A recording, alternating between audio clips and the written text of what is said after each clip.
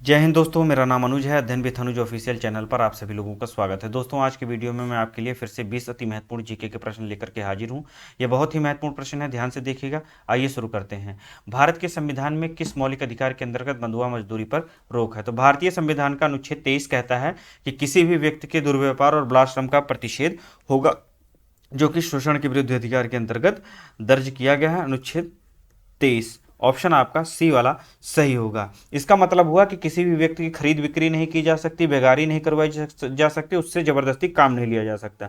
यदि ऐसा होता है तो यह विधि का उल्लंघन होगा, कानून के अनुसार यह दंडनीय अपराध होगा। लेकिन राष्ट्र सेवा के लिए किसी भी व्यक्ति को बाध्य किया जा सकता है। शोषण के विरुद्ध अधिकार में दो अनुच्छेद हैं, अनुच्छेद 23 और अनुच्छेद 24। अनुच्छेद 24 में बालकों के नियोजन का प्रतिषेध है, अर्थात किसी भी जो 14 वर्ष से कम आयु का बालक है उसे कारखानों, खानों या अन्य किसी जोखिम भरे काम पर नियुक्त नहीं किया जा सकेगा। ऑप्शन ए को देख लेते हैं, जो और ऑप्शन दिए गए। तो ऑप्शन ए में 14 से लेकर के 18 के बीच समता या समानता का अधिकार दर्ज है।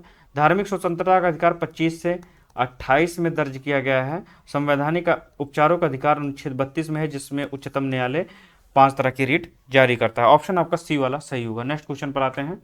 भारत में निम्नलिखित में से कौन सा बीमा कारोबार को नियंत्रित करता है? तो बीमा कारोबार को नियंत्रित करने वाली संस्था आईआरडी है, जिसका फुल फॉर्म होता है regulatory insurance regulatory and development authority of India. Hindi में दोस्तों इसको कहते हैं बीमा नियामक और विकास प्राधिकरण। इसकी स्थापना की गई थी 1999 में और इसका मुख्यालय हैदराबाद में है। हैदराबाद में मुख्यालय। एक बार और समझा दे रहा हूँ, बीमा कारोबारों को नियंत्रित करने वाली संस्था है बीमा नियामक और विकास प्राधिकरण, जिसको जिसको अंग्रेजी में insurance regulatory and development authority कहा जाता है। इसका शॉर्ट फॉर्म आईआरडीए होता है। इसकी स्थापना 1999 में की गई थी और इसका मुख्यालय हैदराबाद में स्थित है। तीसरा प्रश्न है, अमलगम मिश्र धातु की आधार धातु कौन सी है? अमलगम वे धातुएं होती हैं जिनको किसी अन्य धातु के साथ के मिलकर के बनाया जाता है। मिश्रित धातु होती हैं, जैसे इसमें पारा है और इसी तरह आपकी टिन है, जिंक, सिल्वर। ये अमलगम धातुएं होती हैं और इनका उपयोग डेंटिस्ट दांतों को की भराई के लिए करता है। ऑप्शन आपका बी वाला सही होगा।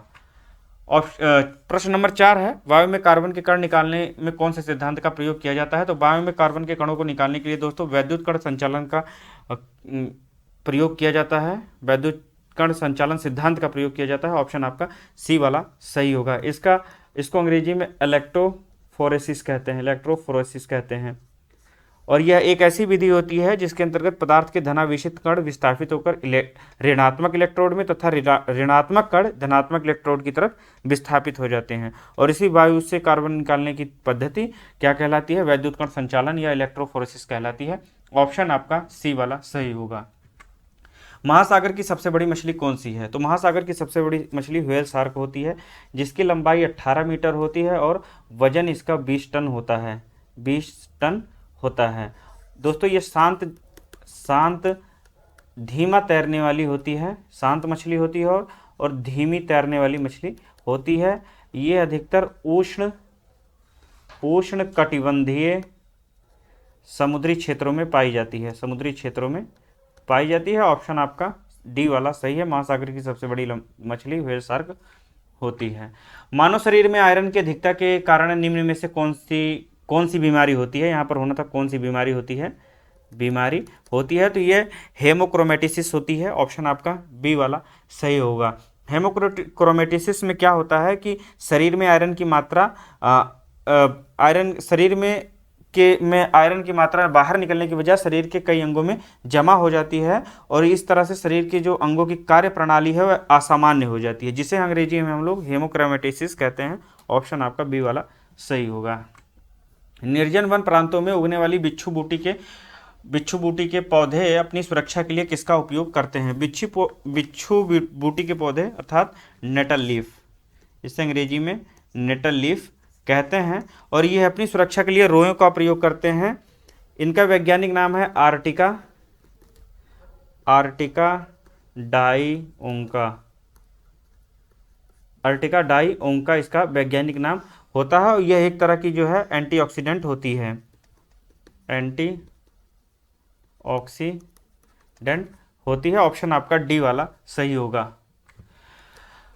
8वां प्रश्न है, कंप्यूटर प्रोसेसिंग में क्या पूल से, यहां ध्यान देने की जरूरत है, कंप्यूटर प्रोसेसिंग में क्या पूल से प्रक्रमों को चुनता है और उन्हें क्रियान्वित करने के लिए मेमोरी में लोड करता है।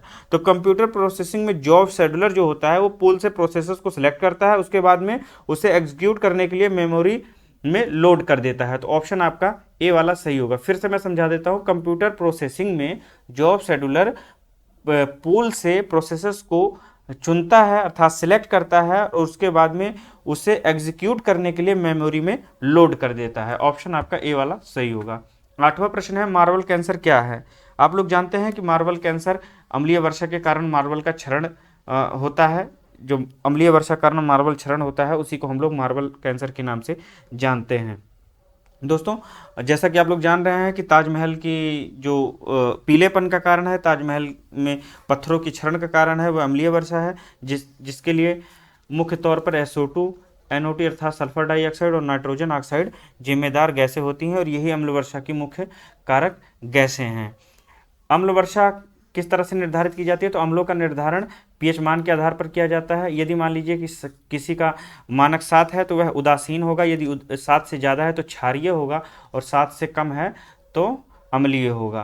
तो यदि 5.6 तक की वर्षा मानक पर आ रही है कि 5.6 से कम है तो वह अम्लीय वर्षा कहलाएगी। तो ऑप्शन आपका डी वाला सही है। नेक्स्ट क्वेश्चन पर आते हैं। एक चीज़ और बता दे रहा हूँ, अंतर्राष्ट्रीय अम्ल वर्षा सूचना केंद्र इंग्लैंड में स्थित है। अंतर्राष्ट्रीय अम्ल वर्षा सूचना केंद्र इंग्लैंड में स्थित है। 10वां प्रश्न है, भारत का युद्ध स्मारक कहाँ स्थित है। तो भारत का युद्ध स्मारक दोस्तों नई दिल्ली में स्थित है। ऑप्शन आपका डी वाला सही होगा। इसकी स्थापना 14 फरवरी 2019 को भारत के प्रधानमंत्री नरेंद्र मोदी जी ने की थी। नेक्स्ट क्वेश्चन पर आते हैं। किसी सरल लोलक की गति एक डैश का उदाहरण है। एक निश्चित पथ पर गति करती हुई वस्तु जब किसी निश्चित समय अंतराल के पश्चात बार बार पूर्व गति को दोहराती है तो उसे क्या कहते हैं, गति की आवर्ती गति कहते हैं।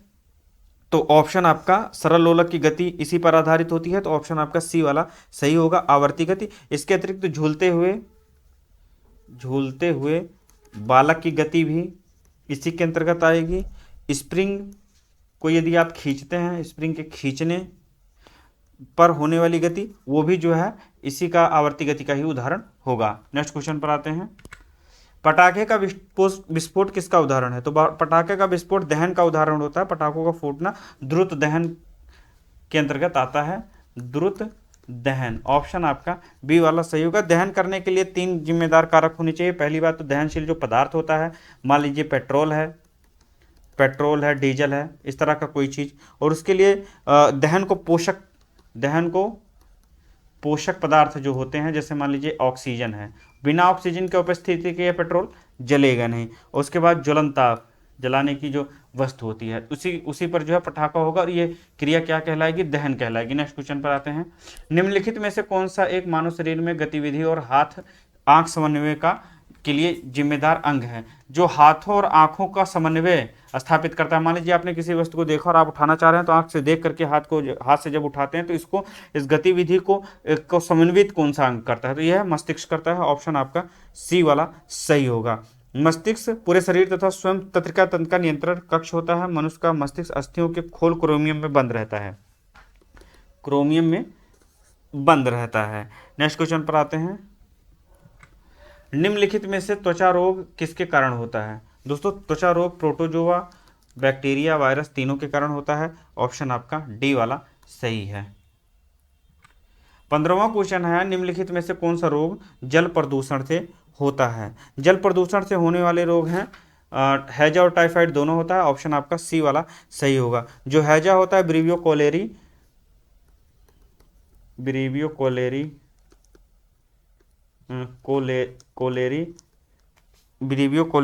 बैक्टीरिया से होता है। बैक्टीरिया से होता है। और टाइफाइड दोस्तों salmonella salmonella typhi, salmonella typhi, vibrio cholerae, vibrio cholerae से हैजा होता है, साल्मोनेला टाइफी टाइफाइड से होता है। ये दोनों ही जल से फैलने वाले रोग हैं। 16वां प्रश्न है आपका, निम्नलिखित में से कौन सी झील राजस्थान में स्थित है? तो राजस्थान में झील जो स्थित है वो लूनकरणसार झील है दोस्तों। ऑप्शन आपका डी वाला सही होगा। डीडवाना भी राजस्थान में ही स्थित है, तो ऑप्शन आपके यहाँ पर दोनों सही होंगे। शायद मैंने दोनों लिख दिए। दोनों झीलें डीडवाना और लूनकरणसार दोनों राजस्थान में स्थित है। खुरपाताल जैसे आप लोग जानते हैं कि उत्तराखंड में स्थित है, कोलेरू आंध्र प्रदेश में है, आंध्र प्रदेश में। कहीं कहीं आपको इस तरह से कोलेरू लिखा मिलेगा। तो खुरपाताल उत्तराखंड में स्थित है, कोलेरू आंध्र प्रदेश में, डीडवाना और लूनकरणसार राजस्थान में स्थित झीलें हैं। महलों के शहर के नाम से कौन सा शहर प्रसिद्ध है? कौन सा शहर महलों के शहर के नाम से प्रसिद्ध है? तो महलों का शहर कोलकाता को कहते हैं। ऑप्शन ए वाला सही है। कोलकाता को डायमंड हार्बर भी कहते हैं, डायमंड हार्बर कहा जाता है। और इसके अतिरिक्त इसे भारत का टॉलीवुड भी कहा जाता है। भारत का टॉलीवुड, डायमंड हार्बर और महलों का शहर कोलकाता कहलाता है। मुंबई को कहते हैं 7 टापुओं का नगर, 7 टापुओं का नगर मुंबई को कहा जाता है। पानीपत को दोस्तों बुनकरों का शहर कहते हैं, बुनकरों का शहर पानीपत को कहा जाता है। और राजस्थान का हृदय अजमेर है, राजस्थान का हृदय अजमेर। एक बार और समझा दे रहा हूं, कोलकाता के उपनामों में डायमंड हार्बर है। एग्जाम में पूछेगा डायमंड हार्बर नाम से कौन सा शहर प्रसिद्ध है, तो कोलकाता। और कोलकाता को भारत का टॉलीवुड भी कहते हैं, महलों का शहर भी कोलकाता को ही कहते हैं। मुंबई जो है भारत की आर्थिक राजधानी है, और इसके साथ साथ भारत का बॉलीवुड जो है मुंबई को कहते हैं। और 7 टापुओं का नगर भी मुंबई को कहा जाता है। पानीपत को बुनकरों का शहर कहा जाता है, अजमेर को राजस्थान का हृदय कहा जाता है। 18वां प्रश्न देखते हैं। 18वां प्रश्न है, पखुई वन्यजीव अभयारण्य निम्नलिखित में से किस राज्य में स्थित है? तो पखुई वन्यजीव अभयारण्य दोस्तों अरुणाचल प्रदेश में स्थित है। ऑप्शन आपका ए वाला सही होगा। जम्मू कश्मीर में एक एक बता देता हूं मैं वन्यजीव अभयारण्यों के को लेकर के। डाचीग्राम राष्ट्रीय उद्यान, कहेंगे डाचीग्राम है, कहेंगे दाचीग्राम है, तो उससे कंफ्यूज मत होइएगा, दोनों एक ही है। राष्ट्रीय उद्यान जम्मू कश्मीर में स्थित है। केरल में दोस्तों पराम्बिकुलम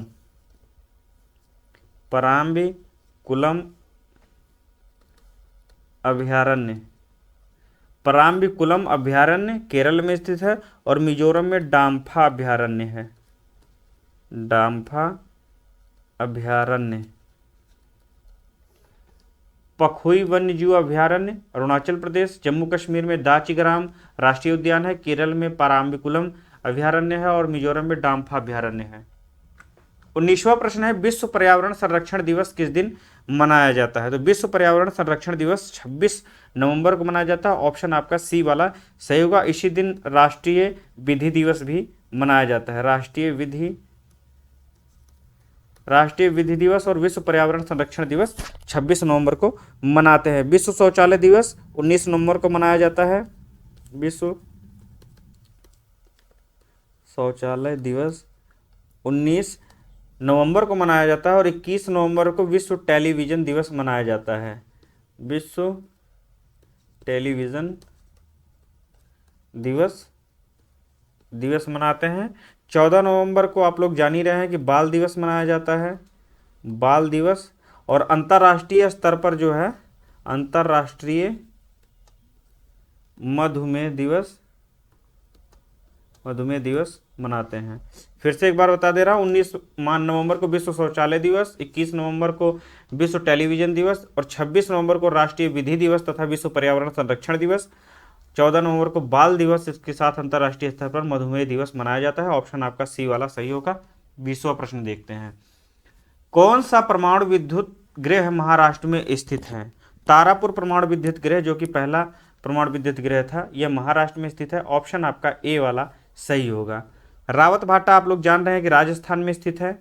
रावत भाटा परमाणु विद्युत गृह राजस्थान में स्थित है। कैगा परमाणु विद्युत गृह कर्नाटक में स्थित है। और काकरापार गुजरात में स्थित है, गुजरात में। इसके अतिरिक्त नरौरा के बारे में पूछता है तो वह उत्तर प्रदेश में स्थित है। और हैं एक आध दो, जैसे कुणनकुलम हो गया, कुणनकुलन, शायद एक कलपक्कम है, और ये जो है तमिलनाडु में स्थित हैं। तो कितने हो गए? 7 हैं दोस्तों। एक ये हो गया, 2 3 4 5 6 7, 7 हो गए। तो ये थे आज जो है 20 प्रश्न आज के वीडियो में हम लोगों ने डिस्कस किए। इसी तरह के वीडियोस मैं लेकर के आता रहूँगा। आप लोगों की कोई क्वेरी है तो आप लोग कमेंट बॉक्स में कमेंट कर सकते हैं। मिलते हैं अगले वीडियो में। जय हिंद।